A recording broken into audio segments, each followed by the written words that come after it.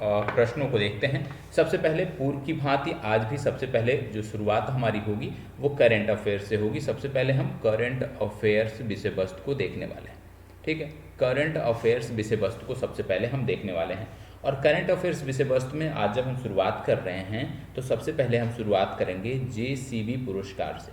एक पुरस्कार है जिसको बोलते हैं JCB पुरस्कार। क्या बोला जाता है इसको? JCB पुरस्कार इसको बोला जाता है। JCB पुरस्कार 2023 की हम यहाँ पे बात करने वाले हैं। JCB पुरस्कार 2023 की हम बात करने वाले हैं। और आपको बता दें इसके विनर कौन रहे हैं। सबसे पहली बात तो इसके विनर रहे हैं पेरुमल मुरुगन। कौन रहे हैं? पेरुमल मुरुगन। ठीक है, पेरुमल मुरुगन जो हैं ये इसके विनर रहे हैं, ये आपको याद रखने की ज़रूरत है।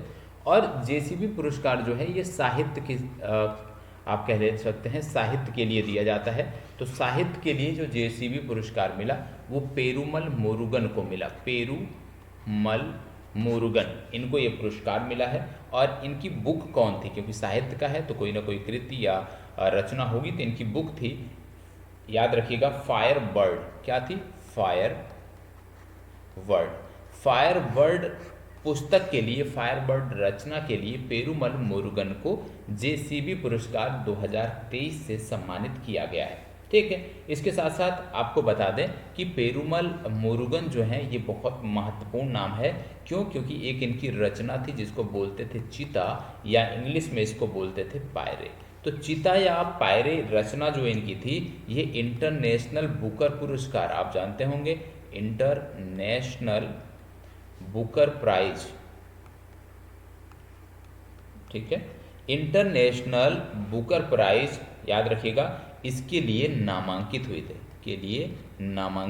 तो ये आपको याद रखने की ज़रूरत है। इंटरनेशनल बुकर पुरस्कार के लिए नामांकित हुई थी, ये आपको याद रखने की ज़रूरत है। तो इनकी जो रचना थी वो इंटरनेशनल बुकर पुरस्कार के लिए नामांकित हुई थी, लेकिन इनको बुकर पुरस्कार नहीं मिला था, इंटरनेशनल बुकर पुरस्कार नहीं मिला था। इंटरनेशनल बुकर पुरस्कार के जो विनर थे उनका यदि हम नाम बताएं तो उनका नाम था सेहान करुणा तिलके। सेहान करुणा तिलके। ठीक है, सेहान करुणा तिलके, ये नाम आपको याद रखने की ज़रूरत है, जो कि इंटरनेशनल बुकर पुरस्कार के विजेता रहे हैं। एक चीज़ याद रखिएगा आप यहीं पे कि भैया एक होता है बुकर पुरस्कार, ठीक है, बुकर प्राइज, और एक होता है इंटरनेशनल बुकर प्राइज। दो अलग अलग चीज़ें हैं, एक है बुकर प्राइज और एक है इंटरनेशनल बुकर प्राइज। यहाँ पे हम जो बात कर रहे हैं वो हम बात कर रहे हैं इंटरनेशनल बुकर प्राइज की, अंतर्राष्ट्रीय बुकर सम्मान की, जिसके लिए विजेता रहे हैं सेहान करुणा तिलके। और सेहान करुणा तिलके की यदि हम रचना की बात कर लें कि इनकी रचना कौन थी, तो याद रखिएगा इनकी रचना थी seven moons of Mali Almeida. ठीक है, 7 मून्स ऑफ माली अल्मीडा, ये इनकी रचना रही है जिसको लेकर के इनको ये पुरस्कार दिया गया है। ठीक है, इसके बाद कुछ चीज़ें और आपको पता होना चाहिए। जब हम पुरस्कारों की बात करते हैं तो आपको पता होगा राष्ट्रपति के रंग, कई बार मैंने आपको बताया है राष्ट्रपति के रंग, जो पहली बार देख रहे हैं आप याद रखिएगा प्रेसिडेंस कलर बोला जाता है। ठीक है, प्रेसिडेंस कलर, या हिंदी में इसी को बोलते हैं राष्ट्रपति के रंग। और ये जो पुरस्कार मिला था ये कितने लोगों को मिला था? सबसे पहले थिरी नागा बटालियन है, मैंने पिछले दिनों भी बताया, थिरी नागा बटालियन है। थिरी नागा बटालियन जो कि हल्द्वानी में तैनात है उसको ये पुरस्कार मिला। INS द्रोणाचार्य, क्या है? INS द्रोणाचार्य।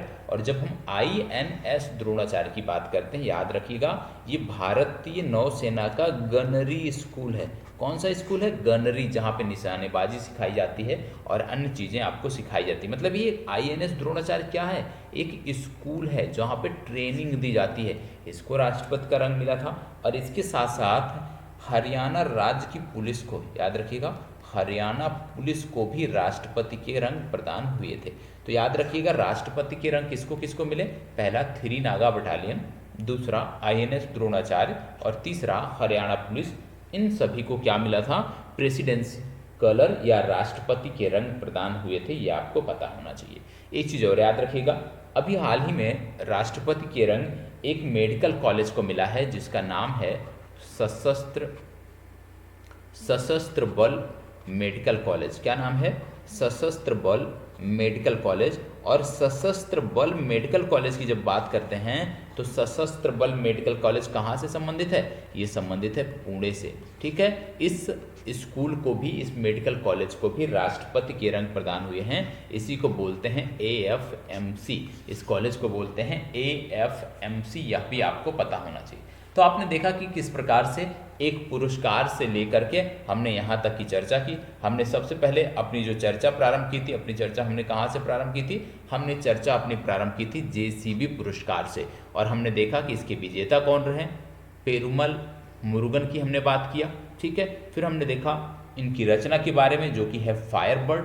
फिर हमने देखा कि किस प्रकार से इनकी पेरुमल मुरुगन की जब हम बात करते हैं, किस प्रकार से इनकी एक और रचना थी जिसको बोलते थे चिता, उसको इंटरनेशनल बुकर प्राइज के लिए नामांकित किया गया था। हालांकि इनको यह पुरस्कार नहीं मिल पाया था। और उसके बाद फिर हमने देखा कि राष्ट्रपति के रंग किस किस को मिले हैं, जिनमें 3 संस्थाएं हमने पहले आपको बता दी थी, एक चौथा आज बता दे रहा हूं, जिसको लेटेस्ट अभी मिला है सशस्त्र बल मेडिकल कॉलेज। ये आपको याद रखने की जरूरत है। पुरस्कारों की बात हो रही है तो आज पुरस्कारों से जोड़कर एक चीज और याद रखिएगा। एक पुरस्कार होता है बैलोन डी ओर पुरस्कार। क्या होता है पुरस्कार? कौन सा पुरस्कार होता है? ये पुरस्कार है बैलोन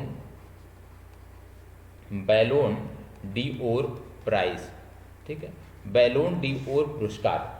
बैलोन डी ओर पुरस्कार की जब हम बात करते हैं, ये किस खेल के लिए दिया जाता है? ये फुटबॉल के लिए दिया जाता है। और जब हम फुटबॉल की बात कर रहे हैं तो फुटबॉल की गवर्निंग बॉडी कौन सी होती है? फीफा जो है ये फुटबॉल की गवर्निंग बॉडी होती है। तो फुटबॉल के लिए ये पुरस्कार दिया जाता है बैलोन डी ओर। किसको दिया जाता है? जो वर्ष का सर्वश्रेष्ठ खिलाड़ी होता है। वर्ष का जो सर्वश्रेष्ठ खिलाड़ी होता है उसी को यह पुरस्कार दिया जाता है। और यह पुरस्कार दिया किसको गया 2023 के लिए? लियोनल मेसी को दिया गया। किसको दिया गया? लियोनल मेसी को दिया गया। तो याद रखिएगा कि बैलोन डी ओर पुरस्कार वर्ष 2023 के लिए किसको मिला? लियोनल मेसी को मिला। ये आपको पता होना चाहिए। जब हम मेसी की बात करते हैं तो आपको पता होगा मेसी अर्जेंटीना के खिलाड़ी हैं। किस देश के खिलाड़ी हैं? मेसी अर्जेंटीना के खिलाड़ी हैं। और अर्जेंटीना की जब हम बात करते थे, आप याद रखिए लिथियम ट्रायंगल, शायद आपको याद हो, लिथियम ट्रायंगल शायद आपको याद हो। और जब लिथियम ट्रायंगल की बात करते हैं, इसमें 3 देश आते हैं और तीनों देश आपको पता होना चाहिए। पहले बोलीविया, ठीक है, बोलीविया के बाद अर्जेंटीना, ठीक है, और अर्जेंटीना के बाद आता है चिली। ठीक है, बोलीविया, अर्जेंटीना और चिली, ये 3 देश किसमें आते हैं? लिथियम ट्रायंगल के अंतर्गत आते हैं, जहां पे सबसे ज्यादा लिथियम पाया जाता है।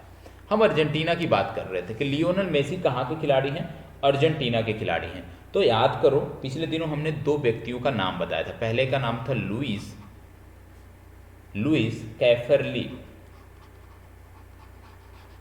कैफरली पहला नाम बताया था। और दूसरा नाम बताया था सेलेस्टो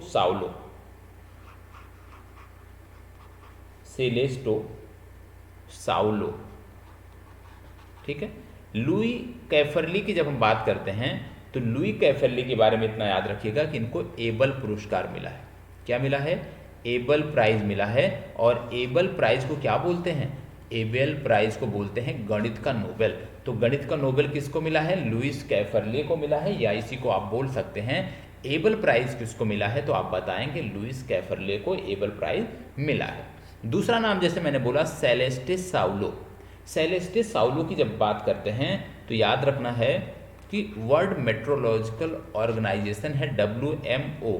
ठीक है, इसकी ये महासचिव बनी है और ये पहली महिला महासचिव है इस संगठन की, ये आपको याद रखना है। तो सेलेस्टे साउलो का भी नाम अर्जेंटीना के संदर्भ में याद रखना है। जब हम अर्जेंटीना की बात कर रहे हैं तो आपको पता होगा अर्जेंटीना कहाँ पड़ता है? दक्षिण अमेरिका में पड़ता है, एक दक्षिण अमेरिकी देश है। और जब दक्षिण अमेरिका की बात करते हैं, आपको पता होगा दक्षिण अमेरिका में एंडीज पर्वत श्रृंखला देखने को मिलती है। कौन सी? एंडीज पर्वत श्रृंखला आपको देखने को मिलती है। इसके साथ साथ आपसे पूछा जा सकता है यहाँ कौन सा मरुस्थल देखने को मिलता है अर्जेंटीना में? तो यहाँ पे देखने को मिलता है पैटागोनिया मरुस्थल। पैटागोनिया मरुस्थल कहाँ देखने को मिलता है? दक्षिण अमेरिका के अर्जेंटीना में। क्या दक्षिण अमेरिका में कोई और मरुस्थल है? जी हाँ, दक्षिण अमेरिका में एक और मरुस्थल है जिसका नाम है आटाकामा मरुस्थल। और आटाकामा मरुस्थल की जब बात करते हैं तो आटाकामा मरुस्थल चिली में स्थित है। मतलब आटाकामा मरुस्थल चिली और पैटागोनिया मरुस्थल आपको अर्जेंटीना में याद रखने की जरूरत है। यहाँ पे एक चीज़ और याद रखिएगा, जो विश्व का सबसे ऊंचा ज्वालामुखी है उसका नाम है कैरो ओजस डेल सेलाडो। कैरो ओजस डेल सेलाडो। और कैरो ओजस डेल सेलाडो जो है ये विश्व का सबसे ऊंचा ज्वालामुखी है, पर्वत है। और ये कहाँ पे है? यह है दक्षिण अमेरिका में। ये कहाँ पे है? यह है दक्षिण अमेरिका में। इतनी जानकारी आपको होनी। कुछ चीज़ें और देख लेते हैं। जैसे पिछले दिनों मैंने आपको बताया था कि अंडर 20 जो फीफा मेंस वर्ल्ड कप था, under 20 FIFA mains world cup, under 20 FIFA mains world cup जब बात करते थे तो इसका आयोजन कहाँ हुआ था यह आपको बताना है, होमवर्क है आपका। इसका विजेता कौन था यह भी होमवर्क है। तो आयोजन क्योंकि पिछले दिनों बताया गया है, और विजेता इसका कौन था ये आपको कमेंट बॉक्स में बताना है। आज क्यों अर्जेंटीना चर्चा में है? एक व्यक्ति है जेवियर, याद रखिएगा, जेवियर मिलेई। Javier Milei. और जेवियर मिलेई ये जो व्यक्ति हैं ये इन दिनों चर्चा में है। क्यों चर्चा में है? जेवियर मिलेई क्यों चर्चा में है?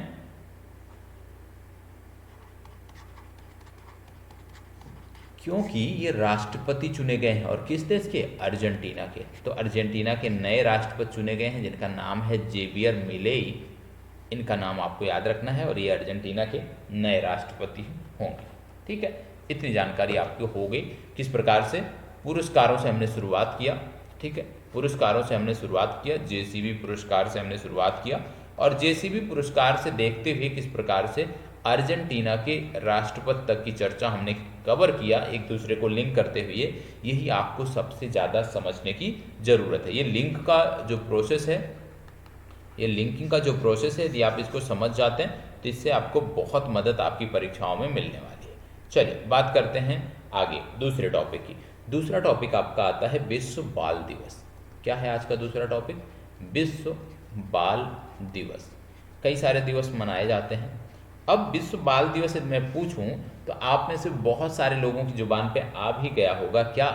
14 नवंबर। लेकिन आप गलत हैं, क्योंकि विश्व बाल दिवस जो है ये 14 नवंबर को नहीं मनाया जाता, बल्कि विश्व बाल दिवस जो है ये 20 नवंबर को मनाया जाता है।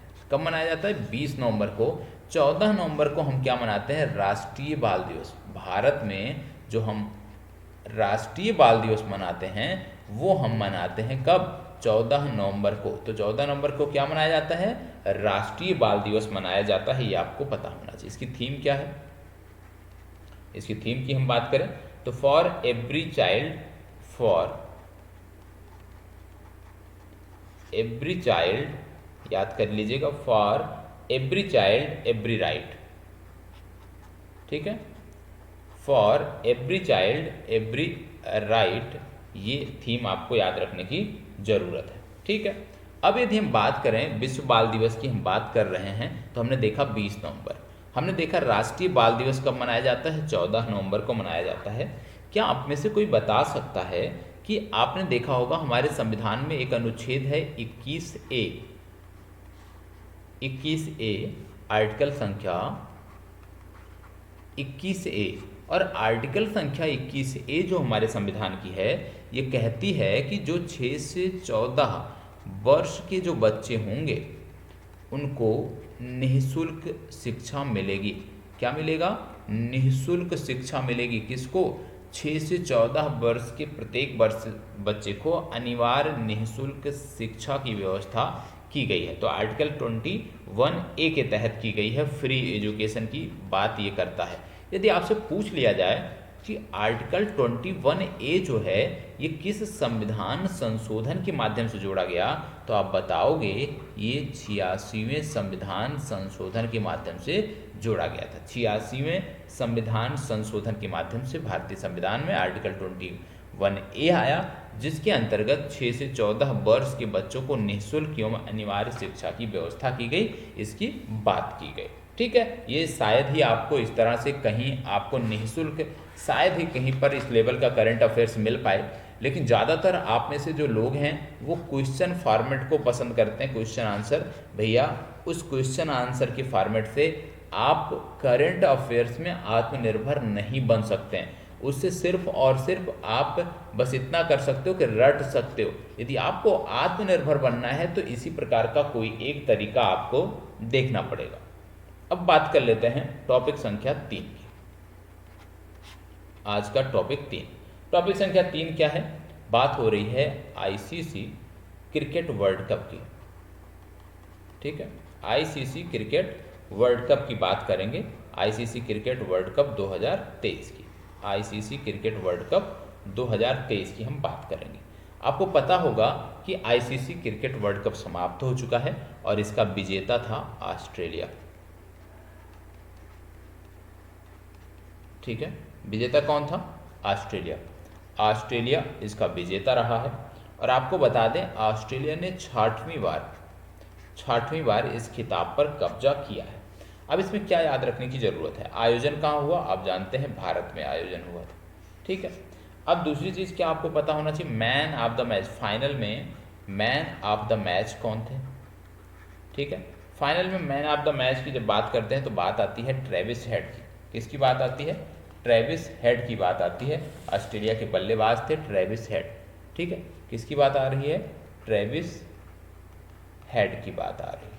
ठीक है, यदि हम यहीं पे बात करें मैन ऑफ द टूर्नामेंट की, man of the tournament, man of the tournament की जब हम बात करते हैं तो मैन ऑफ द टूर्नामेंट थे विराट कोहली। ठीक है, विराट कोहली क्या थे? मैन ऑफ द टूर्नामेंट थे।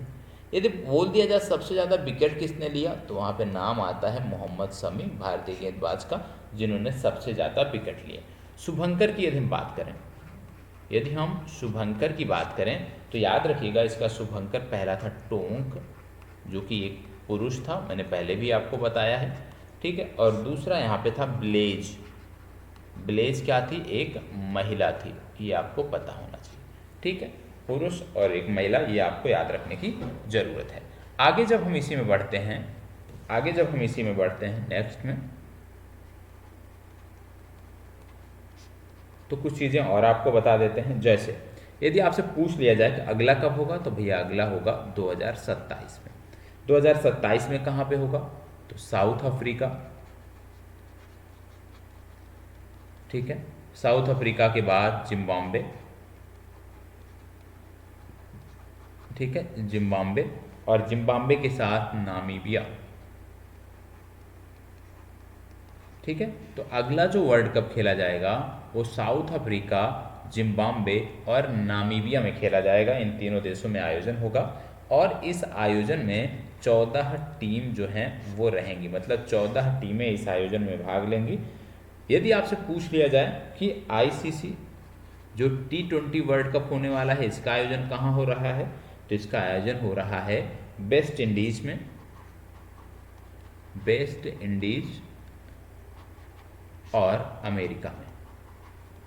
ठीक है, तो वेस्ट इंडीज और अमेरिका में जो आईसीसी T20 वर्ल्ड कप है इसका आयोजन देखने को मिलेगा। जो लोग ना जानते हों आईसीसी क्या है आपको बता दें, क्रिकेट की गवर्निंग बॉडी है, इसका फुल फॉर्म है इंटरनेशनल क्रिकेट काउंसिल। ठीक है, इंटरनेशनल क्रिकेट काउंसिल, और इसका हेडक्वार्टर कहाँ देखने को मिलता है? यूएई के दुबई में। ठीक है, तो ये आपको पता होना चाहिए। ठीक है, अब आगे बढ़ते हैं और आधिकारिक थीम की बात कर लेते हैं। आधिकारिक जो गाना था इस टूर्नामेंट का उसकी बात कर लेते हैं। उसका नाम था दिल जश्न बोले। दिल जश्न बोले क्या था? आधिकारिक जो सॉन्ग था इस टूर्नामेंट का उसका नाम था दिल जश्न बोले। ठीक है, चलिए आगे बढ़ते हैं। अगला टॉपिक आता है एक संस्था से जिसको बोलते हैं food safety standard authority of India, ठीक है, भारतीय मानक खाद्य प्राधिकरण लिमिटेड, ठीक है, food safety standard authority of India, FSSAI। और इसके बारे में पिछले दिनों हमने बताया था कि इनका एक पोर्टल है जिसको बोलते हैं फोसकोस पोर्टल। क्या बोलते हैं? फोसकोस पोर्टल। और फोसकोस पोर्टल की जब बात करते हैं तो ये अभी तक अंग्रेजी और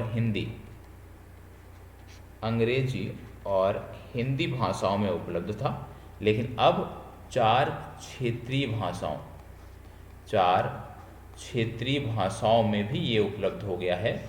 और ये 4 क्षेत्रीय भाषाएं कौन से हैं? गुजराती के बाद तमिल के बाद तेलुगु, और तेलुगु के बाद मराठी। तो सिर्फ यहाँ पे इतना याद रखना है कि अब जो फोसकोस पोर्टल है वो 4 अन्य क्षेत्रीय भाषाओं में भी उपलब्ध हो गया है, और 4 अन्य जो क्षेत्रीय भाषाएं हैं वो हैं गुजराती, तमिल, तेलुगु और मराठी, ठीक है। अब पिछले दिनों हमने बताया था फोसकोस के बारे में कि ये है क्या। इसमें विशेष रूप से सिर्फ इतना याद रखना है कि ये जो पोर्टल है, यदि आप कोई होटल व्यवसायी हैं, यदि आप कोई खाद्य से जुड़े हुए व्यवसाय करते हैं, तो उसको लेकर के यहाँ पे आपको अप्रूवल मिलेगा। ये पोर्टल इसीलिए है, ठीक है। पिछले दिनों इसको डिटेल में मैंने आपको बताया है। अगला जो टॉपिक आता है वो आता है पूरक चिकित्सा परियोजना सहयोग समझौता से। पूरक चिकित्सा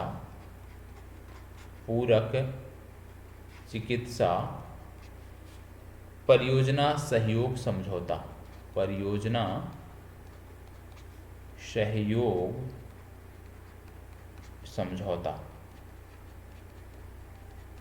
पूरक चिकित्सा परियोजना सहयोग समझौता।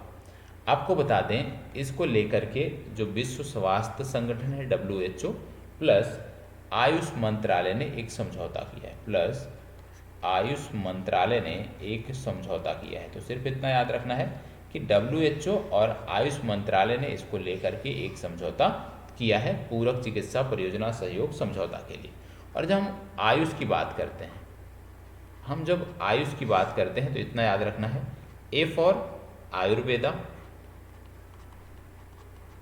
ठीक है, Y for yoga and naturopathy, ठीक है, U फॉर यूनानी, S फॉर सिद्धा और H फॉर होम्योपैथी, ठीक है। तो याद रखना है आयुष का फुल फॉर्म क्या है? आयुर्वेदा, योगा एंड नेचुरोपैथी, यूनानी, सिद्धा और होम्योपैथी, ये इसका फुल फॉर्म है। ये आपको याद रखने की जरूरत है। तो आयुष मंत्रालय ने WHO के साथ समझौता किया है। क्यों? पूरक चिकित्सा परियोजना सहयोग समझौता, या आप कह लीजिए पूरक चिकित्सा सहयोग में आप सहयोग के लिए जो है समझौता किया है WHO ने आयुष मंत्रालय के साथ, ठीक है। अगला एक महत्वपूर्ण दिवस की हम बात कर रहे हैं। अगला जो महत्वपूर्ण दिवस है वो है 19 नवंबर। 19 नवंबर को क्या मनाया जाता है? तो याद रखिएगा 19 नवंबर को मनाया जाता है विश्व शौचालय दिवस। विश्व शौचालय दिवस कब मनाया जाता है? 19 नवंबर को मनाया जाता है। और इसका प्रतीक क्या बनाया गया है? Humming bird.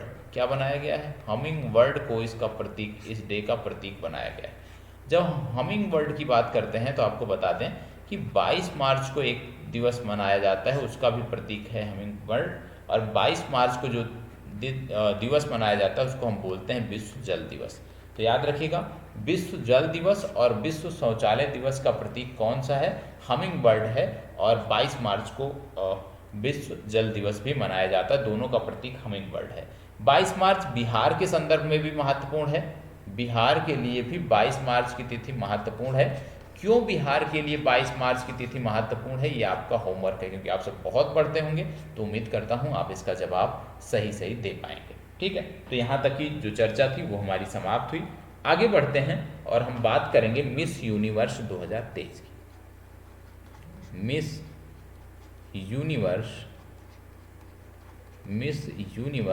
2023। मिस यूनिवर्स 2023 की जब हम बात करते हैं तो याद रखिएगा विनर विनर कौन थे? यहाँ पे विनर थे, याद रखिएगा, सेनिस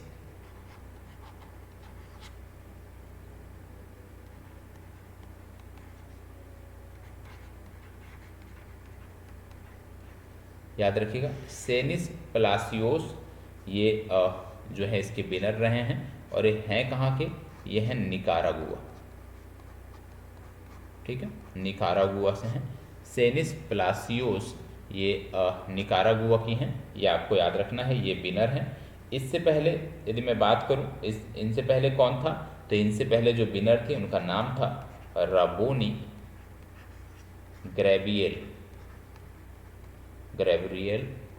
ये क्या थी? इससे पहले विनर थी, इनका भी नाम याद रखना। ये कहाँ की थी?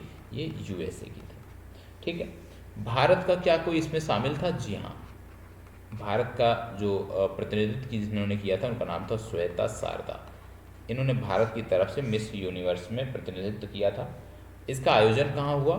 सैन सेल्वाडोर में इसका आयोजन किया गया।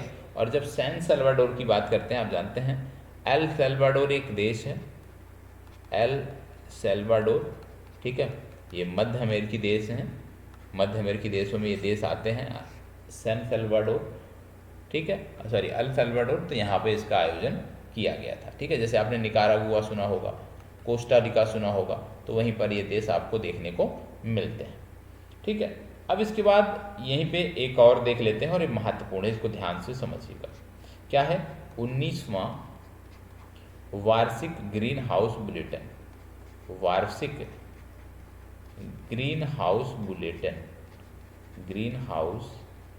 बुलेटिन, ठीक है, किसके द्वारा जारी किया गया? सबसे पहली बात, 19वां वार्षिक ग्रीन हाउस बुलेटिन किसके द्वारा जारी किया गया?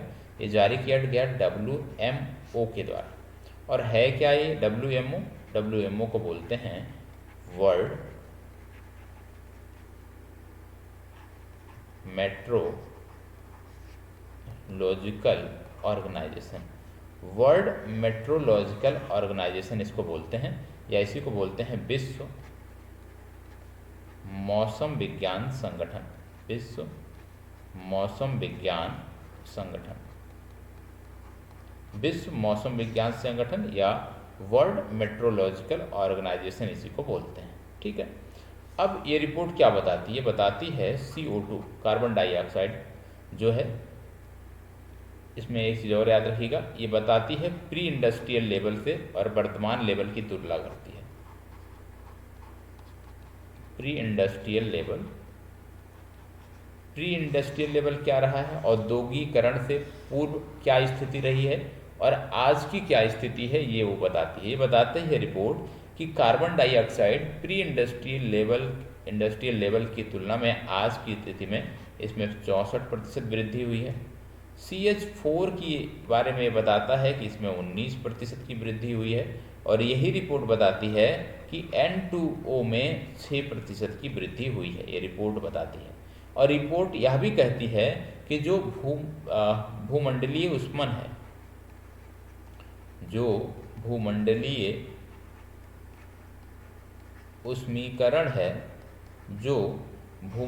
उष्मीकरण है उसके बारे में ये बताता है कि कार्बन डाइऑक्साइड जो है जितना प्री इंडस्ट्रियल लेवल में भूमंडलीय उष्मीकरण के लिए जिम्मेदार थी, उसका 150 गुना अब ये बढ़ चुकी है। और यही रिपोर्ट यह भी बताती है कि CH4 जो भूमंडलीय उष्मीकरण के लिए प्री इंडस्ट्री लेवल में जितना जिम्मेदार थी, उससे अब 264% ये बढ़ चुकी है। और यही रिपोर्ट बताती है कि N2O की जब हम बात करते हैं, ये 124% बढ़ चुका है। तो ये भी आपको याद रखने की ज़रूरत है, ठीक है। तो जो लगातार आप कह सकते हैं पृथ्वी का ताप लगातार बढ़ रहा है, उसके पीछे जिम्मेदार कौन है वो आपने देखा। अब यहीं पर एक चीज़ और याद रख लीजिएगा, बहुत महत्वपूर्ण एक पुरस्कार होता है जिसको बोलते हैं स्कॉच अवार्ड, ठीक है, स्कॉच अवार्ड की जब हम बात करते हैं, यहाँ पे याद रखिएगा सरीगे सुरक्षा बीमा योजना एक है, सरीगे सुरक्षा बीमा योजना, सरीगे सुरक्षा बीमा योजना, याद रखिएगा सरीगे सुरक्षा बीमा योजना जो है ये किस राज्य का है? ये है कर्नाटक राज्य का। किस राज्य का है? कर्नाटक राज्य का है। और सड़क परिवहन निगम जो कर्नाटक का है, सड़क परिवहन निगम जो कर्नाटक का है, उन्होंने यह बीमा अपने कर्मचारियों को दिया है, जिसमें कर्मचारियों को 1 करोड़ रुपए का बीमा हो रहा है। तो सरीगे सुरक्षा बीमा योजना पहले तो कर्नाटक सरकार की योजना है, कर्नाटक सरकार की एक बीमा योजना है जिसमें कर्नाटक सरकार 1 करोड़ रुपए का बीमा कराती है। किसका बीमा कराती है? 1 करोड़ रुपए का। 1 करोड़ रुपए का ये बीमा कराती है जो इनके कर्मचारी हैं, ठीक है। और इसमें आपको याद रखना है कि इसी सरीगे सुरक्षा बीमा योजना को जो है स्कॉच अवार्ड से सम्मानित किया गया। तो स्कॉच अवार्ड से किस बीमा योजना को सम्मानित किया गया या किस योजना को सम्मानित किया गया?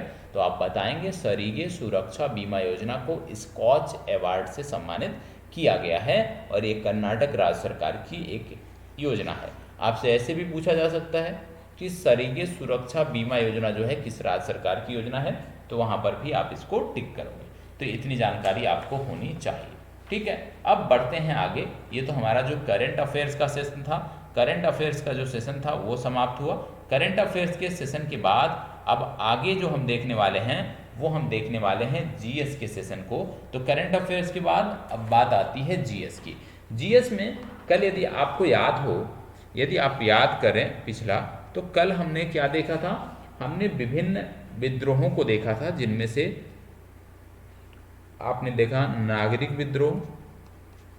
कल हमने जो देखा था नागरिक विद्रोह हमने कवर किया, और नागरिक विद्रोह में जैसे सन्यासी विद्रोह, अहोम और खासी विद्रोह। फिर हमने देखा था किसान आंदोलन, देखा था हमने कल के सेशन में। और किसान आंदोलनों में यदि हम बात करें तो किसान आंदोलनों में हमने देखा था रंगपुर आंदोलन, फराजई आंदोलन और बहावी आंदोलन। फिर हमने आदिवासी और जो जनजातीय विद्रोह हैं उनके बारे में हम देखा था, ठीक है। आदिवासी और जनजातीय विद्रोह के बारे में हमने देखा था, जिनमें चुआर, कोल, संथाल विद्रोह को हमने देखा। और फिर हमने सैनिक विद्रोह को देखा था, सैनिक विद्रोह को देखा था। और सैनिक विद्रोह में हमने देखा कि कई सारे जो सैनिक विद्रोह हुए थे उनको हमने देखा। आज हम जो देखने वाले हैं, आज हम देखने वाले हैं सैनिक विद्रोहों के अंतर्गत ही आप कह लीजिए सबसे पहले, क्योंकि ये सैनिक विद्रोह ही था, तो हम 1857 की क्रांति देखने वाले हैं। क्या देखने वाले हैं? 1857 की क्रांति एक बड़ा टॉपिक है और इसको समग्रता से हम समाप्त करेंगे। बहुत अच्छी तरीके से प्रीलिम्स के संदर्भ में इस टॉपिक को हम समाप्त करेंगे। तो आज सबसे पहले 1857 की क्रांति की हम बात करेंगे। उम्मीद करता हूँ कि बेसिक जानकारी आपको होगी। 1857 की जब क्रांति की बात करते हैं तो इसका वास्तविक आरंभ जो था वो 10 मई को हुआ था। 10 मई 1857 को इसका वास्तविक आरंभ हुआ था। कहाँ से?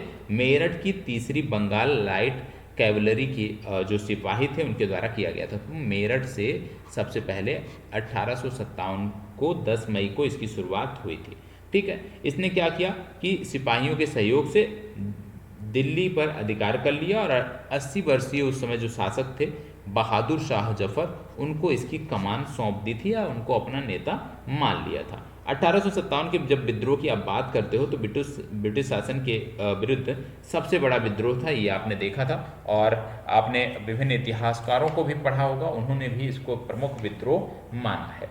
अब 1857 के जब विद्रोह की हम बात करते हैं तो इसमें जो प्रश्न पूछे जाते हैं आपके लिए, तो वो विभिन्न संदर्भों में पूछे जाते हैं। पहला स्थान दिया होता है और आपसे नेतृत्वकर्ता पूछ लेता है, ठीक है, कि संबंधित स्थान पे विद्रोह को नेतृत्व कौन प्रदान किया था या किसके द्वारा नेतृत्व जो है वो प्रदान किया गया था। तो जब हम इसकी बात करते हैं तो सबसे पहले मुख्य केंद्र और नेतृत्वकर्ताओं की जब बात करते हैं तो आप जानते हैं कि दिल्ली में विद्रोही सेना का मुख्य जो सेनापति था, सबसे पहले आप जानते हैं कि सैनिक क्या हुए, सैनिकों ने अलग अलग छावनियों में विद्रोह किया और फिर ये सभी दिल्ली पहुंच गए।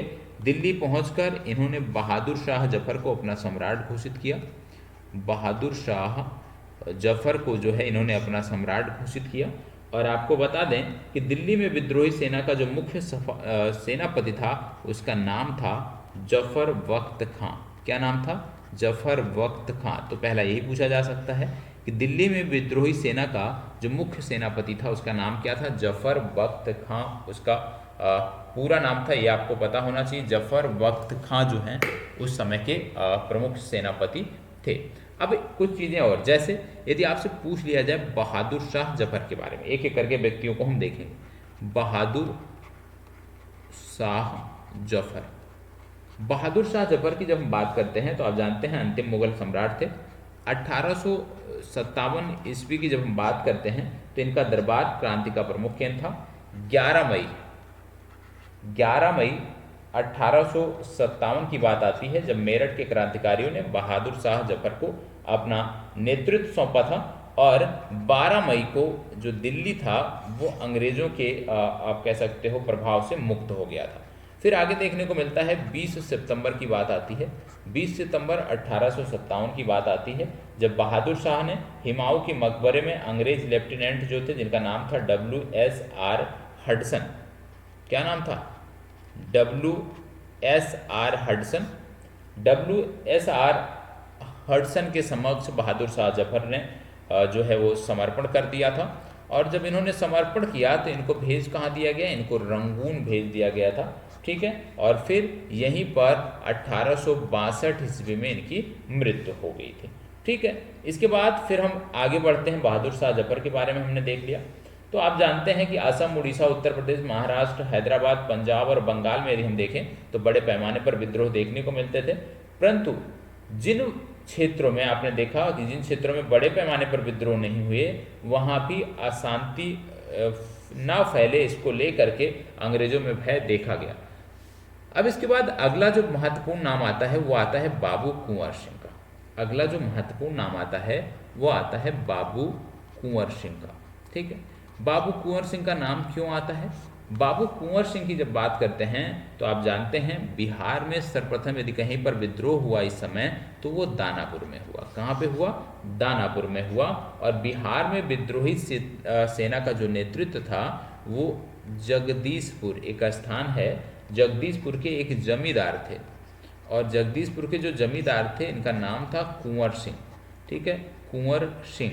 तो बहादुर शाह जफर के बाद जब हम बिहार की बात करते हैं तो बिहार में सबसे पहले विद्रोह दानापुर में हुआ। और दानापुर में जब विद्रोह हुआ तो जगदीशपुर के एक जमींदार थे जिनका नाम था कुंवर सिंह, उन्होंने इस नेतृत्व को आप कह लीजिए उसका नेतृत्व किया। और इनका विद्रोह का जो क्षेत्र था वो था पटना, क्योंकि पटना दानापुर आसपास ही है। ठीक है, तो इनका विद्रोह कौन था? पटना, क्योंकि कुंवर सिंह छापामार युद्ध में भी प्रबल थे, युद्ध कौशल भी इनको आता था। तो लगातार इन्होंने अंग्रेजों का सामना किया और 26 अप्रैल 1858 को इनकी मृत्यु हो गई। तो आपने देखा कि बाबू कुंवर सिंह ने कहाँ पे नेतृत्व प्रदान किया? बिहार के जगदीशपुर या पटना में जो है विद्रोहियों का नेतृत्व इन्होंने प्रदान किया। ठीक है, इसके बाद अगला नाम जो आता है वो आता है नाना साहेब का। ठीक है, नाना साहेब का नाम आता है। और जब नाना साहेब की बात करते हैं तो आप जानते हैं कानपुर में 5 जून 1857 को विद्रोहियों ने नाना साहब को क्या घोषित कर दिया था? पेशवा घोषित कर दिया था। और जब नाना साहब को पेशवा घोषित कर दिया और जो इनके नवाब अजीमुल्ला थे, नवाब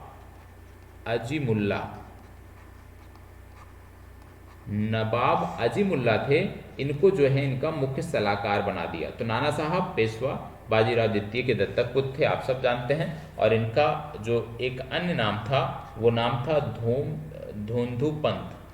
क्या नाम था? धोंधू पंत इनका एक अन्य नाम था, यह भी आपको पता होना चाहिए। लेकिन अंग्रेजों ने क्या किया कि इनको पेशवा मानने से इनकार कर दिया, इनको उत्तराधिकारी मानने से इनकार कर दिया। और इनकी 8 लाख रुपए की जो वार्षिक पेंशन थी, उस समय इनको 8 लाख वार्षिक पेंशन दी जाती थी। तो ये जो 8 लाख वार्षिक पेंशन थी इसको भी अंग्रेजों ने क्या कर दिया? बंद कर दिया। और जब बंद कर दिया तो नाना साहब ने अंग्रेजों के विरुद्ध जो है वो क्रांतिकारियों का साथ देना शुरू कर दिया। ठीक है, नाना साहब के सैनिकों का नेतृत्व किसने किया? तो इनका नाम था तात्या टोपे। तात्या टोपे ने नाना साहब के सैनिकों का नेतृत्व किया था। तो इनका आपने देख लिया, नाना साहब ने कहाँ पर नेतृत्व प्रदान किया, कानपुर में। नाना साहब के बाद फिर बात आती है तात्या टोपे की। तात्या टोपे, तात्या टोपे की जब हम बात करते हैं तो याद रखिएगा, स्वतंत्रता संग्राम के महान सेनानियों में इनका नाम जाना जाता है। इनका वास्तविक नाम था रामचंद्र पांडुरंग। क्या नाम था, रामचंद्र पांडुरंग। रामचंद्र पांडुरंग इनका वास्तविक नाम था और इन्हें भारत का गैरीबाल्डी कहा जाता था। क्या कहा जाता था, भारत का गैरीबाल्डी। इन्हें भारत का गैरीबाल्डी कहा जाता था, ये आपको पता होना चाहिए। और इन्होंने अंग्रेजों के विरुद्ध 1857 ईस्वी के स्वतंत्रता आंदोलन को दीर्घकाल तक जारी रखा था। और अपनी सेना को लेकर के इन्होंने संकट काल में जंगलों में ये रहे थे और अंतिम समय में अंग्रेजों से लड़ते हुए 1859 में ये शहीद हुए थे। ठीक है, इसके बाद बात आती है महारानी लक्ष्मीबाई। ठीक है, तो ये भी आपने देख लिया कि तात्या टोपे का संदर्भ कहाँ से है। तात्या टोपे का भी प्रमुख संदर्भ कानपुर से है, क्योंकि इन्होंने नाना साहब के सैनिकों को नेतृत्व प्रदान किया था। इसके बाद अगला नाम आता है महारानी लक्ष्मीबाई। महारानी लक्ष्मीबाई, लक्ष्मीबाई की जब हम बात करते हैं, महारानी लक्ष्मीबाई की बात करते हैं, इनके बचपन का नाम था मणिकर्णिका। क्या नाम था, मणिकर्णिका इनके बचपन का नाम था, ये आपको पता होना चाहिए। मणिकर्णिका इनके बचपन का नाम था। और झांसी के राजा थे जिनका नाम था गंगाधर राव। क्या नाम था, गंगाधर राव।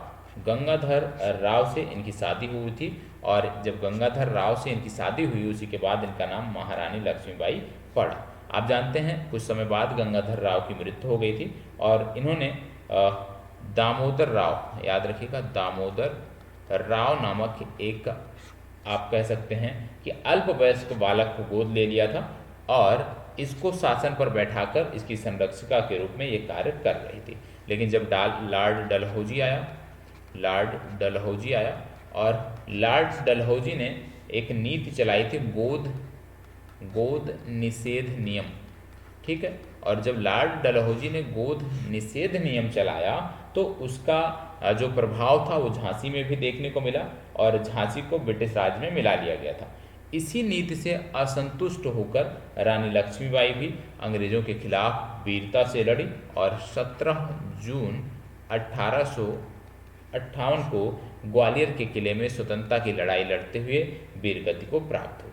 ठीक है, अब कुछ चीज़ें और आपको पता होना चाहिए। इसके बाद अगला नाम आता है बेगम हजरत महल का। पूछा जाता है कि बेगम हजरत महल ने कहाँ पर नेतृत्व प्रदान किया, बेगम हजरत महल। तो बेगम हजरत महल की जब बात करते हैं तो आप जानते हैं कि वाजिद अली शाह एक शासक हुआ करते थे, उनका बेटा था जिसका नाम था बिरजिस कादिर। ठीक है, बिरजिस कादिर को अवध की गद्दी पर बैठाया गया था क्योंकि ये अल्पवयस्क था और उसका शासन उसकी माँ हजरत महल ने संभाला था और उसी की ओर से शासन कर रही थी। तो बेगम हजरत महल साहसी थी, धैर्यवान थी, प्रबुद्ध महिला थी। इन्होंने अपने राज्य के सम्मान को बचाने के लिए अंग्रेजों से संपर्क किया और बाद में ये नेपाल चली गई और वहीं पर इनकी मृत्यु हो गई। तो बेगम हजरत महल का भी नाम आपको पता होना चाहिए। ठीक है, इसके बाद बात आती है विद्रोह में किसने भाग नहीं लिया। विद्रोह में किसने भाग नहीं लिया, 1857 के विद्रोह में किसने भाग नहीं लिया, तो इसमें सबसे पहला नाम आता है गुलाब सिंह। पहला नाम गुलाब सिंह, दूसरा नाम सालार जंग। ठीक है, सालार जंग। तीसरा नाम जंग बहादुर। अगला नाम बेगम, भोपाल की जो बेगम थी, ठीक है, भोपाल की बेगम। और अगला नाम दीपांकर राव। दीपांकर राव कौन थे, ये सिंधिया के मंत्री थे। ठीक है, और फिर जो भारतीय प्रबुद्ध वर्ग था, बुद्धिजीवी वर्ग था, उसने भी इसमें भाग नहीं लिया था। ठीक है, तो इतनी चीज़ें आपने देखा। अब कुछ चीज़ें और देख लीजिए जो आपसे पूछा जा सकता है। ये तो जो प्रमुख नेतृत्वकर्ता थे उनके बारे में मैंने आपको बता दिया। कुछ चीज़ें और, जैसे लखनऊ में बेगम हजरत महल आपने देख लिया। यदि इलाहाबाद आपसे पूछ लिया जाए कि इस विद्रोह का इलाहाबाद में नेतृत्व किसने किया, तो नाम आएगा लियाकत अली। ठीक है, यदि आपसे पूछ लिया जाए कि झांसी और ग्वालियर में हुई क्या, बरेली में किसने किया, बरेली में किसने किया, तो आप बताएंगे खान बहादुर खां, खान बहादुर खान ने बरेली में नेतृत्व प्रदान किया। बरेली के बाद अगला आता है जगदीशपुर, आपने देख ही लिया। फिर बात आता है फैजाबाद, आज का अयोध्या या उस समय का फैजाबाद। फैजाबाद की जब हम बात करते हैं तो मौलवी अहमदुल्ला का नाम आता है, मौलवी अहमदुल्ला, ठीक है, मौलवी अहमदुल्ला का नाम आता है। इसके बाद अगला जो महत्वपूर्ण नाम है वो आपको देखने को मिलता है विशेष रूप से जब आप बात करते हो बैरकपुर। बैरकपुर में किसने किया, तो मंगल पांडे का नाम आता है, ठीक है। बैरकपुर के बाद फिर आपको आपके राज्य से संबंधित यदि मैं बात करूं तो ऐसा कुछ नाम है नहीं कुंवर सिंह के अलावा, ठीक। और यदि पंजाब में पूछ लिया जाए कि भाई पंजाब में किसने नेतृत्व किया, तो याद रखिएगा गुरु राम सिंह, गुरु राम सिंह ने पंजाब में नेतृत्व प्रदान किया, ठीक है। अब 1857 के विद्रोह को हम देख रहे थे, ठीक है। तो इसमें कुछ चीज़ें और आपको पता होना चाहिए, जैसे कालक्रम यदि पूछ लिया जाए, ठीक है, कालानुक्रम यदि पूछ लिया जाए, कालानुक्रम यदि पूछ लिया जाए कि 1857 के विद्रोह का कालानुक्रम क्या था, तो सबसे पहले बात आएगी 26 फरवरी 1857 की।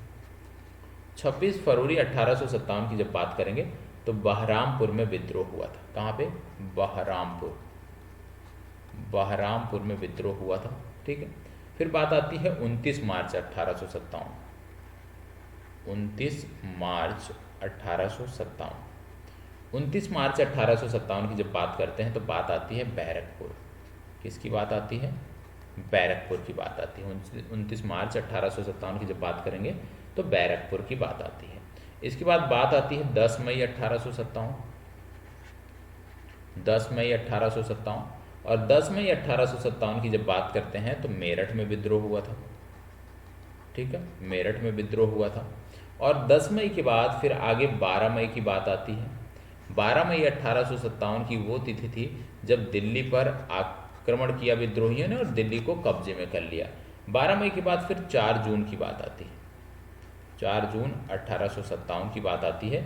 और 4 जून 1857 की यदि हम बात करें तो लखनऊ में विद्रोह और झांसी में विद्रोह हुआ था। कहाँ कहाँ, लखनऊ व झांसी में विद्रोह हुआ था। और 4 जून के बाद फिर बात आती है 5 जून। 5 जून की जब बात करते हैं तो कानपुर में विद्रोह हुआ था। कहाँ पे विद्रोह हुआ था, कानपुर में हुआ था। और 6 से 7 जून की यदि हम बात करें तो 6 से 7 जून को इलाहाबाद में विद्रोह हुआ था, ठीक है, इलाहाबाद में विद्रोह हुआ था। तो ये आपको पता होना चाहिए कि कहाँ पे किस क्रम में विद्रोह हुआ। सबसे पहले बहरामपुर, फिर बैरकपुर, फिर मेरठ, फिर दिल्ली, लखनऊ, झांसी, कानपुर और इलाहाबाद में इस तरह से विद्रोह हुआ था, ये आपको पता होना चाहिए, ठीक है। चलिए बढ़ते हैं आगे। अगला, अब बात आती है विद्रोह पर विदेशी इतिहासकारों के मत। विद्रोह पर विदेशी इतिहासकारों के मत, विदेशी इतिहासकारों के मत। विदेशी इतिहासकारों के क्या मत रहे। सबसे पहले एक नाम आता है जिनका नाम है सर जॉन लॉरेंस। क्या नाम आता है, सर जॉन लॉरेंस।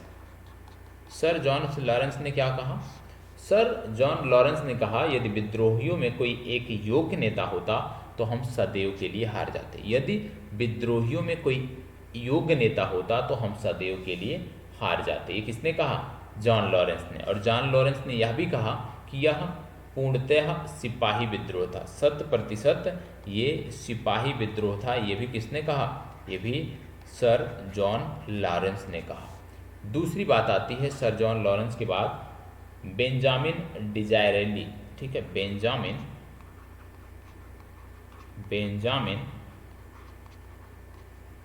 डिजरायली, ठीक है, बेंजामिन डिजरायली की बात आती है। बेंजामिन डिजरायली की बात करें तो 1857 ईस्वी का विद्रोह एक राष्ट्रीय विद्रोह था, ये इन्होंने कहा। क्या कहा, 1857 ईस्वी का विद्रोह, 1857 ईस्वी का विद्रोह एक राष्ट्रीय विद्रोह था। क्या था? एक राष्ट्रीय विद्रोह था। ये किसने कहा? बेंजामिन डिज़रायली ने कहा। तीसरा आपको देखने को सर जॉन सीले की बात आती है। किसकी बात आती है? सर जॉन सीले की बात आती है। सर जॉन सीले ने क्या कहा? सर जॉन सीले ने कहा यह विद्रोह पूर्णतः देशभक्त रहित स्वार्थपूर्ण सैनिक विद्रोह था जिसका ना कोई नेतृत्व था और ना कोई जन समर्थन। अगला नाम आता है T R Holmes. T R Holmes. T R Holmes ने क्या कहा? टी आर होम्स ने कहा यह सभ्यता एवं बर्बरता का संघर्ष था। किसका? सभ्यता एवं बर्बरता का संघर्ष था। ये किसने कहा? टी आर होम्स ने कहा। इसके बाद डब्ल्यू टेलर की बात आती है। डब्ल्यू टेलर की बात आती है और जेम्स आउट्रम की बात आती है। जेम्स आउट्रम और डब्ल्यू टेलर ने क्या कहा? इन्होंने कहा कि यह अंग्रेजों के विरुद्ध हिंदू मुसलमानों का षड्यंत्र था। क्या था? अंग्रेजों के विरुद्ध या हिंदू मुसलमानों का षड्यंत्र था। ठीक है, इतनी जानकारी आपको पता होना चाहिए। अब भारतीय इतिहासकार क्या कहते हैं उनके बारे में भी देख लेते हैं। भारतीय इतिहासकार, भारतीय इतिहासकार क्या कहते हैं? भारतीय इतिहासकार, भारतीय इतिहासकारों की जब बात करते हैं तो याद रखना है कि भारतीय इतिहासकारों में सबसे पहला नाम आता है डॉक्टर एस एस सेन।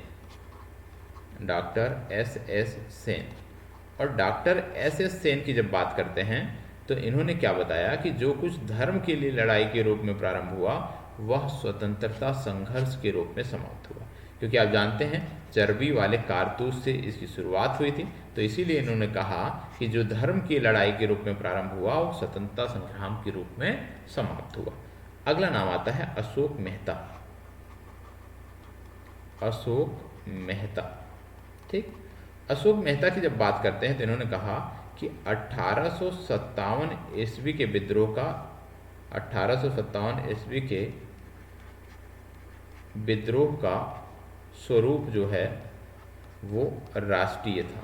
क्या था? 1857 ईस्वी के विद्रोह का स्वरूप क्या था? राष्ट्रीय था। ये किसने कहा? अशोक मेहता ने। फिर बात आती है बीडी सावरकर की। बीडी सावरकर की बात आती है।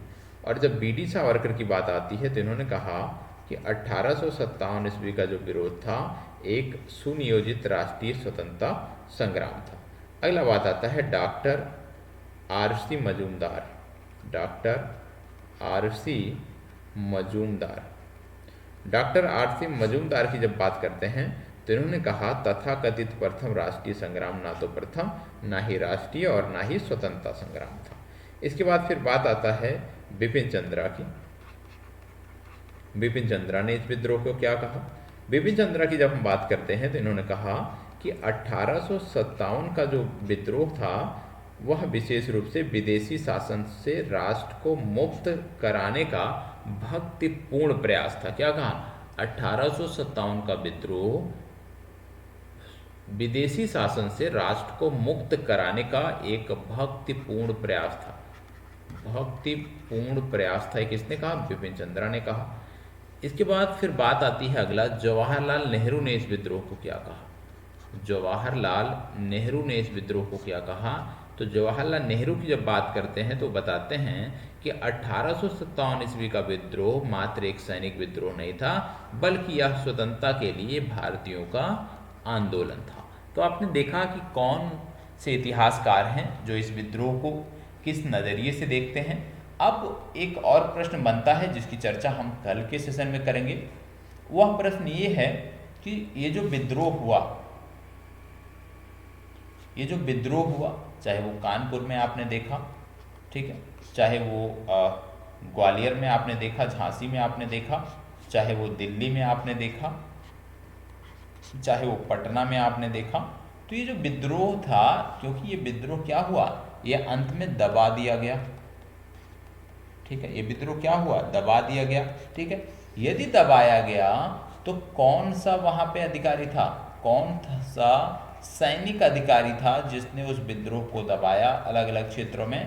तो ये भी आपको देखना है कि वो कौन सा सैनिक अधिकारी था जिसने लखनऊ में विद्रोह को दबाया, वह कौन सा सैनिक अधिकारी था जिसने बरेली में विद्रोह को दबाया, वो कौन सा अधिकारी था जिसने दिल्ली में विद्रोह को दबाया, वो कौन सा अधिकारी था जिन्होंने पटना में विद्रोह को दबाया। इसकी भी बात करनी है, इसकी चर्चा हम कल के सेशन में करेंगे। तो आज के सेशन में जीएस का जो खंड था 1857 की क्रांति की हम बात कर रहे थे।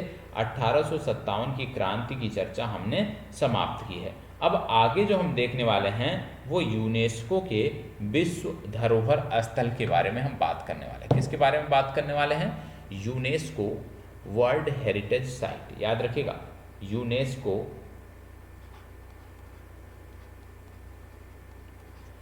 वर्ल्ड हेरिटेज साइट या यूनेस्को विश्व धरोहर स्थल। यूनेस्को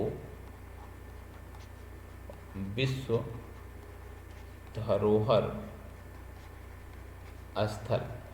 यूनेस्को के कौन कौन से विश्व धरोहर स्थल हैं उसके बारे में हम बात करेंगे। कल हमने क्या देखा था? कल हमने देखा था भारत के प्रमुख बंदरगाहों को हमने देखा था जीके सेशन में, और हमने देखा कि भारत में 13 प्रमुख बंदरगाह हैं और सबसे लास्ट में जो था वो कौन था? बधावन पोर्ट था। और बधावन पोर्ट है कहाँ पे? गुजरात में है। तो हमने कल जो प्रमुख बंदरगाह देखे थे उसी के बाद हम बात करेंगे यूनेस्को वर्ल्ड हेरिटेज साइट या यूनेस्को विश्व धरोहर स्थल की बात करेंगे। ठीक है। अब यूनेस्को विश्व धरोहर स्थल में दो प्रकार के स्थल चिन्हित किए जाते हैं, एक होते हैं मूर्त, एक होते हैं अमूर्त। ठीक है, एक स्थल होते हैं मूर्त स्थल, एक होते हैं अमूर्त स्थल। इन दोनों की बात होती है। यूनेस्को वर्ल्ड हेरिटेज साइट में कुछ मूर्त स्थल भी हैं और कुछ अमूर्त हैं। मूर्त में जिनको देखा जा सके, अमूर्त में जिनको महसूस किया जा सके। ठीक है, जैसे कोई यदि संगीत है तो वो अमूर्त के अंतर्गत आएगा। अब यहाँ से एक एक करके हम चीज़ों को देखने वाले हैं। सबसे पहले यदि हम बात करें भारत में यूनेस्को वर्ल्ड हेरिटेज साइट की, तो आती हैं अजंता की गुफाएं। क्या हैं? अजंता की गुफाएं। ठीक है, अजंता की गुफाएं की जब हम बात करते हैं, ये कहाँ पे देखने को मिलता है भैया? ये देखने को मिलता है महाराष्ट्र में। तो अजंता की गुफाएं कहाँ हैं? महाराष्ट्र में। और अजंता की गुफाओं के बारे में आपको पता होना चाहिए कि ये गुफाएं बौद्ध गुफाएं हैं। पहली चीज़, ये क्या हैं? बौद्ध गुफाएं हैं। और क्या पता होना चाहिए? बौद्ध गुफाओं के साथ पता होना चाहिए कि इन गुफाओं को 2 चरणों में बनाया गया है। पहला अशोक के शासन काल में बनाया गया है और दूसरा गुप्त काल में बनाया गया है। ठीक, तो पहला किसके शासन काल में? पहला अशोक के शासन काल में और दूसरा गुप्त काल में बनाया गया है। इसके साथ साथ आपको देखने को मिलता है कि गुफाएं श्रीलंका में सिंगरीय चित्रों और मूर्तियों की याद दिलाते हुए बड़े पैमाने पर भित्ति चित्रों को चित्रित करती हैं। यहाँ पे 31 रॉक कट गुफा स्मारक हैं। कितने? 31 रॉक कट गुफा स्मारक हैं, ये आपको पता होना चाहिए। 31 रॉक कट गुफा स्मारक आपको यहाँ पे देखने को मिलते हैं जो बौद्ध धर्म की धार्मिक कला का प्रतिनिधित्व करते हैं। दूसरा आपको देखने को मिलता है एलोरा की गुफाएं। एलोरा की गुफाएं, एलोरा की गुफाएं कहाँ हैं? एलोरा की गुफाएं भी हैं महाराष्ट्र में। कहाँ हैं? महाराष्ट्र में ही हैं एलोरा की गुफाएं। और एलोरा की गुफाओं की जब हम बात करते हैं तो ये गुफाएं बौद्ध धर्म, हिंदू धर्म, बौद्ध धर्म, हिंदू धर्म और जैन धर्म, याद रखिएगा, ये गुफाएं बौद्ध धर्म, हिंदू धर्म और जैन धर्म की धार्मिक कलाओं का एक सांस्कृतिक मिश्रण है। इन गुफाओं में यदि हम बात करें तो कुल 34 मठों और मंदिरों की चट्टानों की दीवारों को सजोया गया है। तो 2 आपने देखा। तीसरे की जब हम बात करते हैं तो आता है आगरा का किला। आगरा का किला भी वर्ल्ड हेरिटेज साइट है, आगरा का किला। और आगरा के किले की जब बात करते हैं, आप जानते हैं यह मुगल संस्कृति का और शक्ति का प्रतिनिधित्व करता है। ताजमहल के पास ये यमुना नदी के किनारे स्थित है आगरा का किला।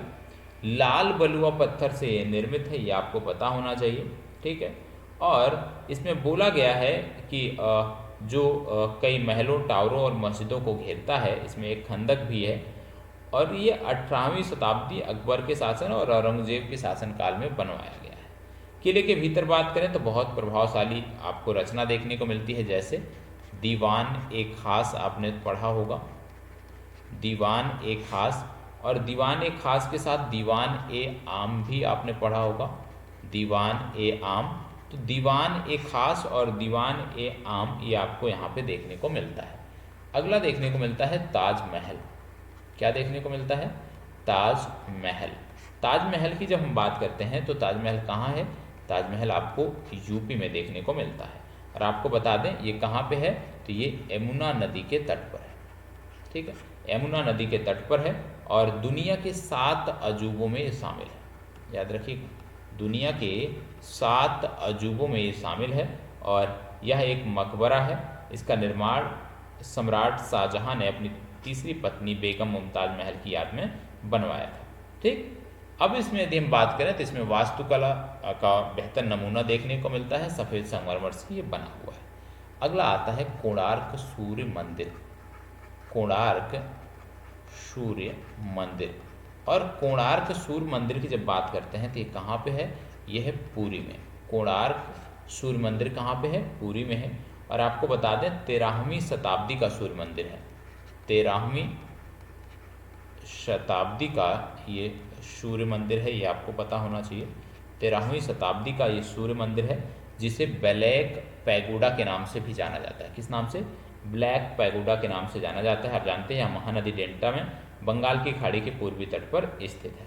ठीक है, किसने निर्माण कराया था इसका, कोणार्क सूर्य मंदिर का? तो इसका निर्माण गंगा वंश, याद रखिएगा, गंगा वंश के राजा थे जिनका नाम था राजा नरसिम्ह देव। क्या नाम था? नरसिम्ह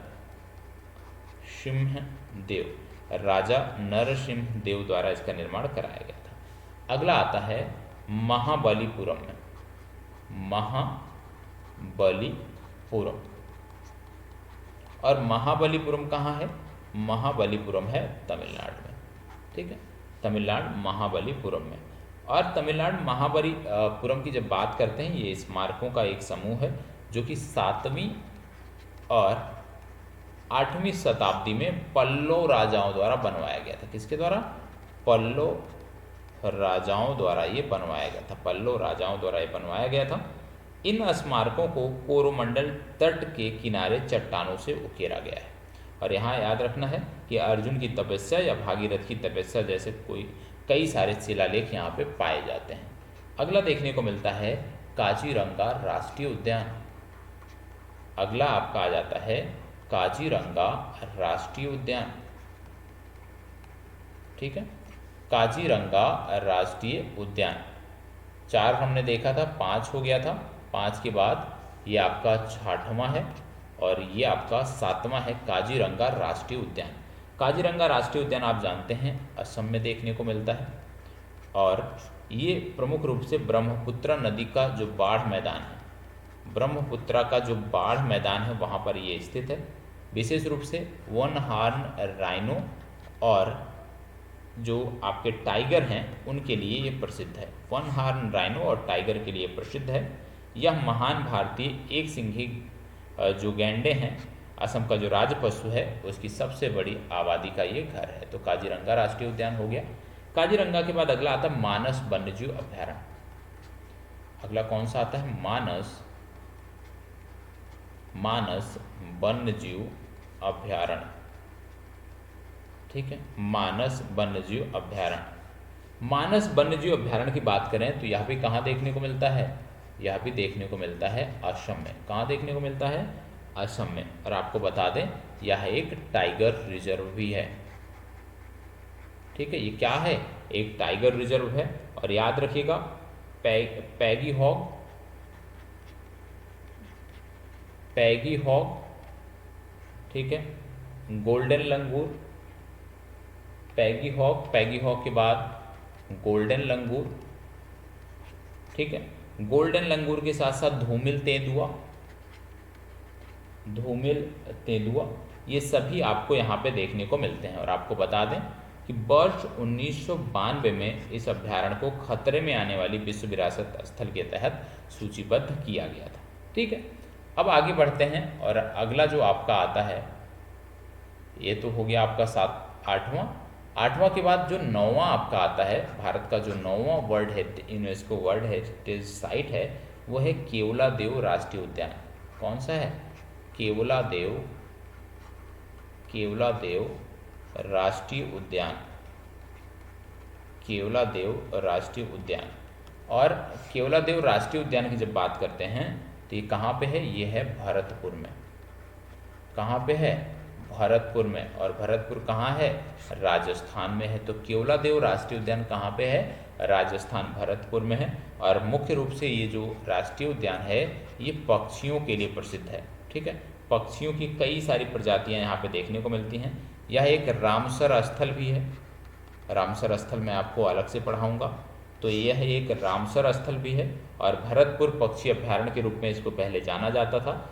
और यहाँ पे बहुत बड़ी संख्या में साइबेरिया, चीन और अन्य देशों से पक्षी जो है, प्रवासी पक्षी आते हैं। इसके बाद है चर्च और कॉन्वेंट। क्या है? चर्च और कॉन्वेंट। चर्च और कॉन्वेंट। चर्च और कॉन्वेंट की जब बात करते हैं, हम बात कर रहे हैं किसकी? हम बात कर रहे हैं गोवा की।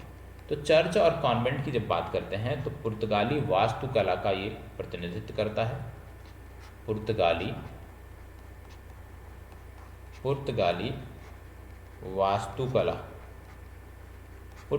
वास्तुकला का ये प्रतिनिधित्व करता है। कैथोलिक परंपरा के कई सारे चर्च यहाँ पे देखने को मिलते हैं। कैथोलिक परंपरा के कई सारे चर्च यहाँ देखने को मिलते हैं। और इन स्मारकों में सबसे महत्वपूर्ण है बेसिलिका। याद रखिएगा, सबसे महत्वपूर्ण क्या है? Basilica of Bom Jesus. Basilica of Bom Jesus, याद रखने की ज़रूरत है। बेसिलिका ऑफ बॉम जीसस सबसे महत्वपूर्ण है और सेंट फ्रांसिस जीसस भी महत्वपूर्ण है। अगला आपको देखने को मिलता है खजुराहो स्मारकों के समूह। खजुराहो स्मारकों के समूह। ठीक है, खजुराहो स्मारकों के समूह। खजुराहो स्मारकों के समूह की बात करते हैं तो ये कहाँ पे देखने को मिलता है? ये देखने को मिलता है मध्य प्रदेश में। और आपको बता दें, चंदेला राजवंश के राजाओं ने इसको बनवाया था। किसने बनवाया था? चंदेला राजवंश। चंदेला राजवंश के राजाओं ने इसको बनवाया था। और स्मारकों की स्थापत्य कला हिंदू और जैन धर्म से संबंधित है। ठीक है, तो ये 11 नंबर हो गया आपका।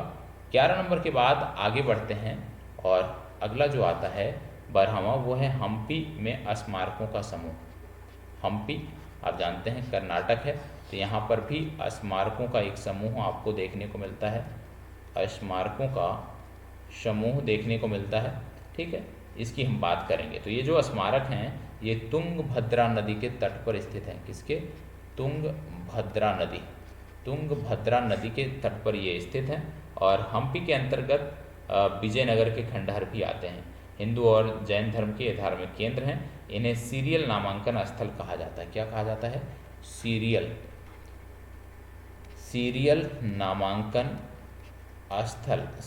नामांकन स्थल इन्हें कहा जाता है। ये आपको पता होना चाहिए। ये वो स्थल होते हैं जिनमें कुछ सामान्य संस्कृति से संबंधित साइटों के समूह को विश्व धरोहर घोषित किया जाता है। अगला आपका आता है फतेहपुर सीकरी। कौन सा आता है? फतेहपुर सीकरी। और जब फतेहपुर सीकरी की बात करते हैं, यह है कहाँ पे? यह है उत्तर प्रदेश में। और याद रखिएगा, इसे सिटी ऑफ विक्ट्री के नाम से जाना जाता है। किस नाम से जाना जाता है?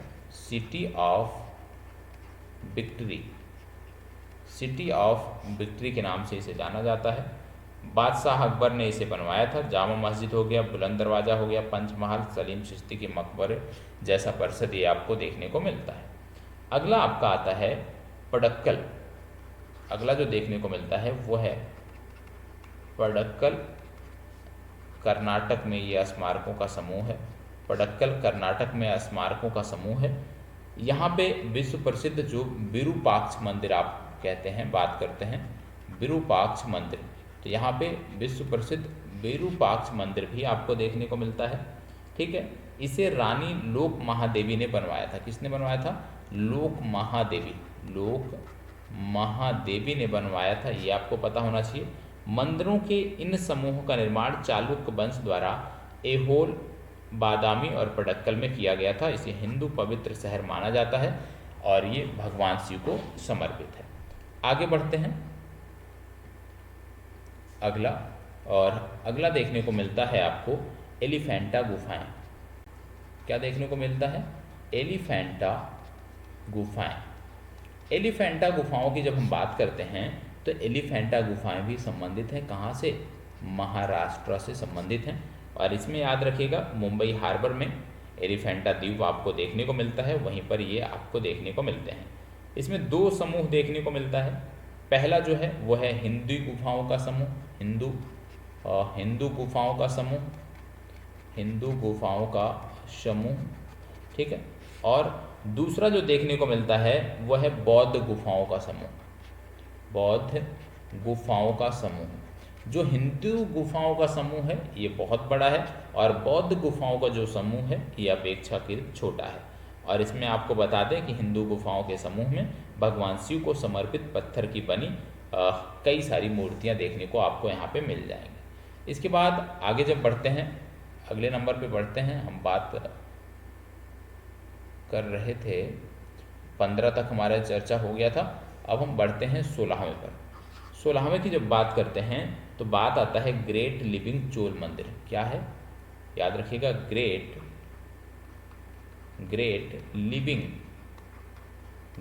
लिविंग चोल मंदिर, ग्रेट लिविंग चोल मंदिर की बात करेंगे।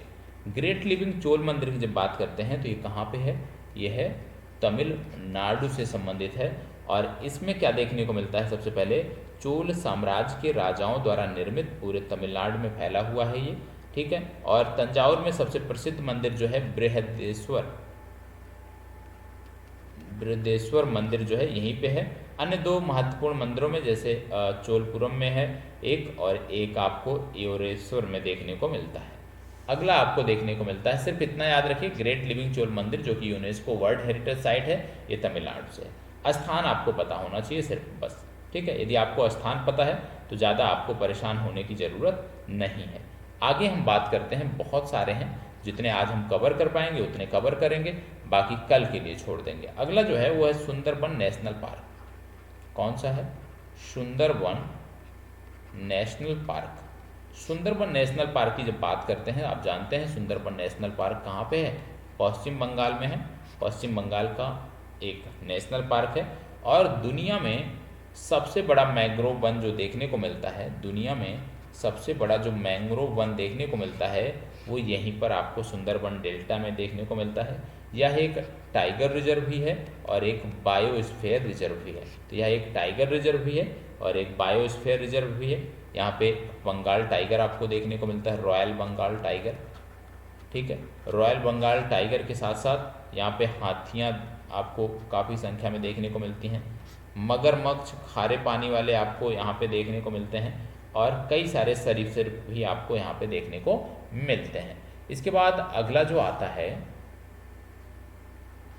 अगला जो देखने को मिलता है वो नंदा देवी और फूलों की घाटी राष्ट्रीय उद्यान। कौन सा? नंदा देवी और फूलों की घाटी, फूलों की घाटी नेशनल पार्क। तो नंदा देवी और फूलों की घाटी नेशनल पार्क की हम बात करेंगे, दोनों आपको उत्तराखंड में देखने को मिल जाएंगे। यहाँ पे बात करें तो एशियाई काले भालू, हिम तेंदुए, भूरे भालू और नीले भेड़ जैसे जानवरों का ये घर है। आप जानते हैं जांस्कर और महान हिमालय, जांस्कर और महान हिमालय की जो पर्वत श्रृंखलाएं हैं उसके बीच में ये एक संक्रमण का क्षेत्र है।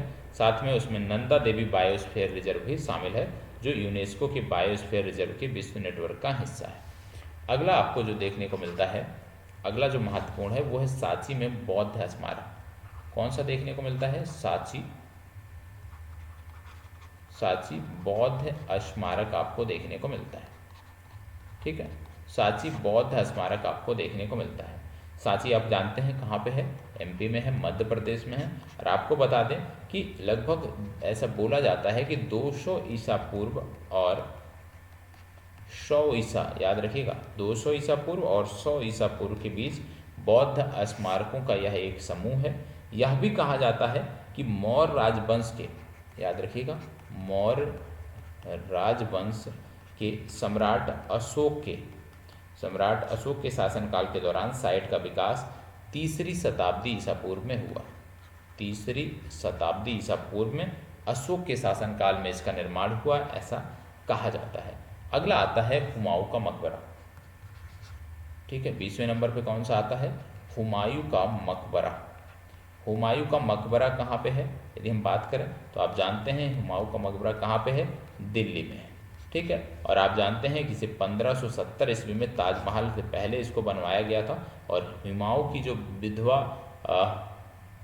बेगम थी, उन्होंने बीगा बेगम, जिनका नाम था बीगा बेगम, उन्होंने इसको बनवाया था। इसकी मुगल वास्तुकला शैली मुगल वंश के नेक्रोपोलिस के रूप में इसको सराहा गया है। अगला जो देखने को मिलता है वो है आपका कुतुब मीनार और उसके स्मारक। कुतुब मीनार और उसके स्मारक। कुतुब मीनार और उसके स्मारक की जब बात करते हैं तो याद रखिएगा ये कहाँ पे है? ये दिल्ली में है। ठीक है, यह केंद्र बिंदु के रूप में कुतुब मीनार के साथ एक परिसर है जो लाल बलुआ पत्थर से बना है। और कुतुबुद्दीन ऐबक द्वारा इसका निर्माण शुरू किया गया था, लेकिन इल्तुतमिश ने इसका निर्माण पूरा किया था। किसने निर्माण पूरा किया? इल्तुतमिश ने। शुरू किसने किया? कुतुबुद्दीन ऐबक ने शुरू किया। बाद में अलाउद्दीन खिलजी ने भी इसका निर्माण किया। किसने? अलाउद्दीन खिलजी ने भी इसका निर्माण किया। तो यह भी आपको पता होना चाहिए। शुरू किसने किया? शुरू किया कुतुबुद्दीन ऐबक ने, पूरा किया इल्तुतमिश ने, और बाद में इसमें एक मंजिला अलाउद्दीन खिलजी ने भी बनवाया। ठीक है, ये आपका हो गया। इसके बाद अगला जो देखने को मिलता है वो है भारत का पर्वतीय रेलवे। भारत का पर्वतीय रेलवे।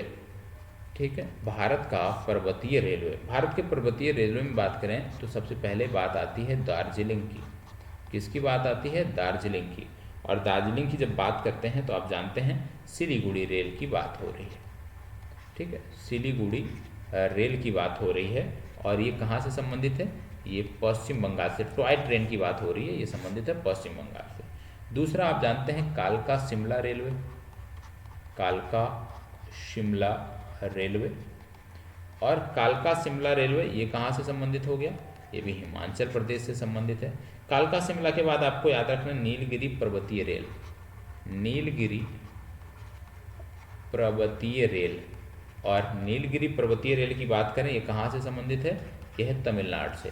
तो भारत में 3, आप जिसको टॉय ट्रेन बोलते हैं, 3 जगहों पर टॉय ट्रेन चलती है। पहला है पश्चिम बंगाल, ठीक है, दूसरा है हिमाचल प्रदेश, और तीसरा है तमिलनाडु। पश्चिम बंगाल, हिमाचल प्रदेश, तमिलनाडु, इन 3 जगहों पर टॉय ट्रेन चलती है और भारत के पर्वतीय रेलवे के अंतर्गत ये आते हैं। ठीक है, तो इतनी जानकारी आपको यहाँ से होनी चाहिए। अभी बहुत सारे बचे हैं, लगभग अभी 15 से 16 बचे हैं, उनकी चर्चा हम कल के सेशन में करेंगे। अब एक प्रश्न हम लाभ हानि पढ़ रहे थे, एक प्रश्न लाभ हानि से जुड़ा हुआ हम ले लेते हैं। और लाभ हानि, क्योंकि कल से इसकी शुरुआत हमने किया था, तो लाभ हानि के एक प्रश्न लेने के बाद आज का जो सेशन है हमारा वो समाप्त होगा। और आप सबसे आग्रह है कि जो भी आपके डाउट हैं या जो भी आप कुछ सुधार चाहते हैं इस सेशन में, क्योंकि कई सारी परीक्षाओं के संदर्भ में ये सेशन हमारा महत्वपूर्ण होता है, तो जो कुछ भी आप सुधार चाहते हैं वो आप कमेंट बॉक्स में हमें बता सकते हैं। निश्चित रूप से हम प्रयास करेंगे, आपके उस सुझाव पर कार्य करने का प्रयास करेंगे, जिससे इस सेशन को और बेहतर बनाया जा सके। ठीक है, तो एक प्रश्न हम आज देखेंगे लाभ हानि से। ठीक है, सबसे पहले जो पहला एक प्रश्न आज हम देखेंगे, ध्यान से, बेसिक प्रश्न है। हम क्या बात करने जा रहे हैं? लाभ और हानि की बात करने जा रहे हैं। लाभ और हानि की बात करने जा रहे हैं। प्रश्न क्या है यहाँ पे, हरि ने, क्वेश्चन मैं यहाँ पे लिख रहा हूँ, हरि ने एक किताब, हरि ने एक किताब 1000 में बेची, हरि ने एक किताब 1000 में बेची। अगर उसको